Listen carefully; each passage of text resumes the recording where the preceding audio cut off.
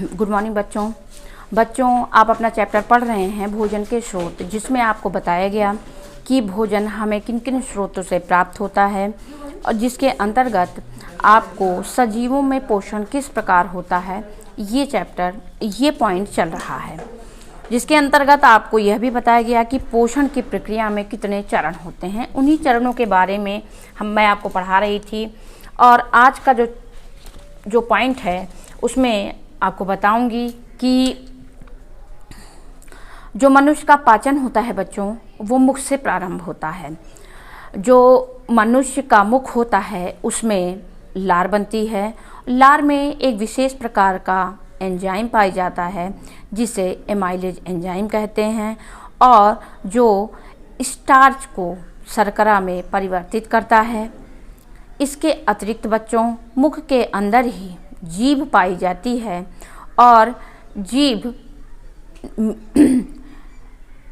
भोजन को मिलाने में, बोलने में, निगलने में और भोजन के स्वाद को बताने का कार्य करती है। भोजन का स्वाद किस प्रकार का है, इसके लिए जीभ पर 4 प्रकार के स्वाद बिंदु होते हैं जो अलग अलग स्थानों में होते हैं, और ये चारों बिंदु हमें अलग अलग स्वाद का अनुभव कराते हैं। मीठा, कड़वा, खट्टा और तीखा। तो विभिन्न भागों पर हम विभिन्न स्वादों का अनुभव कर पाते हैं। इसके बाद बच्चों मुख के अंतर्गत ही यानी मुख के अंदर ही दांत भी होते हैं, जिनका भोजन के पाचन में अत्यधिक महत्वपूर्ण स्थान है, क्योंकि भोजन को काटने में, चबाने में, इनको महीन करने में सबसे महत्वपूर्ण भूमिका दांतों की होती है। मनुष्य के मुख में 4 प्रकार के दांत पाए जाते हैं, जिनमें क्रमशः कृंतक, रदनक, चवर्णक और अग्रचवर्णक, ये 4 प्रकार के दांत पाए जाते हैं।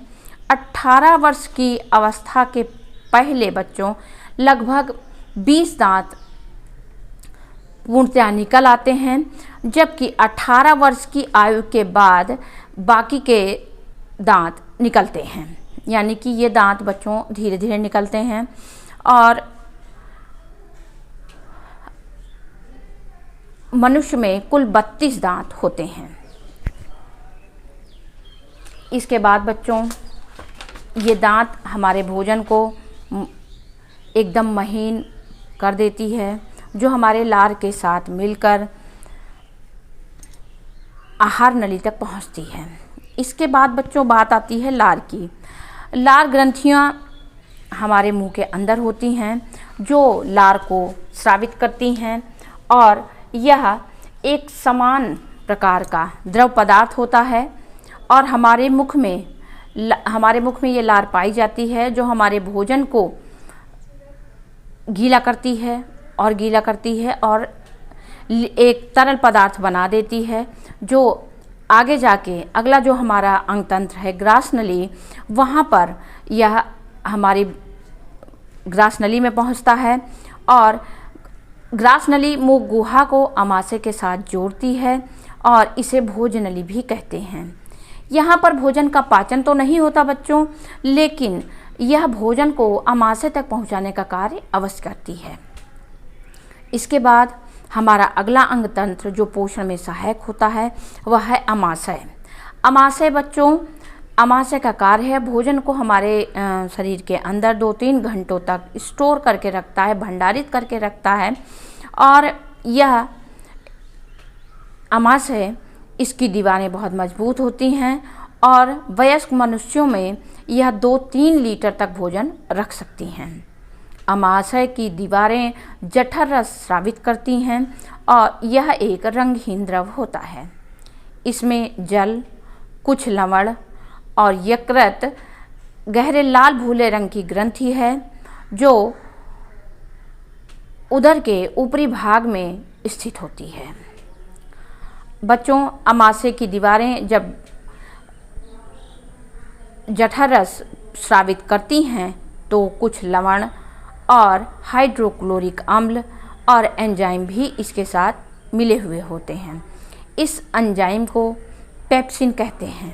पेप्सिन प्रोटीन को पचाता है तथा हाइड्रोक्लोरिक अम्ल भोजन में उपस्थित रोगाणुओं को नष्ट करने में सहायक होता है। और पेट में आंतरिक भाग में उपस्थित अमाशय मजबूत थैलीनुमा संरचना होती है और यह 2-3 घंटों तक भोजन को भंडारित करके रखती है। फिर आंशिक रूप से पचा हुआ भोजन यहाँ से छोटी आंत में जाता है।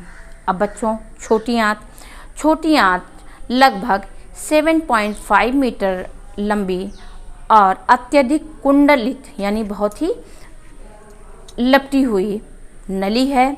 यह यकृत तथा अग्नाशय से स्राव प्राप्त करती है। यकृत लाल भूरे रंग की एक ग्रंथि है जो इसके ऊपरी भाग में स्थित होती है। यह शरीर की सबसे बड़ी ग्रंथि है और यह पित्त रस को एकत्र करती है जो एक थैली में संग्रहित होता रहता है। यानी आपसे पूछा जा सकता है कि पित्त रस कहाँ पर एकत्रित होता है, तो आपको पता होना चाहिए कि छोटी आंत में पित्त रस एकत्रित होता है। इसे पित्ताशय भी कहते हैं। पित्त रस वसा के पाचन में महत्वपूर्ण भूमिका निभाता है। यानी कि वसा का जो पाचन होता है वो पित्त रस की सहायता से होता है। बच्चों, अब बात आती है बड़ी आंत की। बड़ी आंत छोटी आंत की अपेक्षा चौड़ी और छोटी होती है। इसकी लंबाई 1.5 मीटर होती है। इसका कार्य जल एवं लवणों का अवशोषण करना होता है। बच्चों, गुदा अपचयित और अनवशोषित भोजन को मलाशय में एकत्र होता है और यह मल द्वारा बाहर निकाल दिया जाता है। इसे निष्कासन कहते हैं। अब बच्चों, आज आपको बताया गया कि जो भोजन का पोषण होता है उसमें कौन कौन से अंग सहायक होते हैं। आज आपका पोषण का जो टॉपिक था वो समाप्त हो गया। आज के लिए बस इतना ही, बाकी का आपको नेक्स्ट वीडियो में बताया जाएगा। Thank you.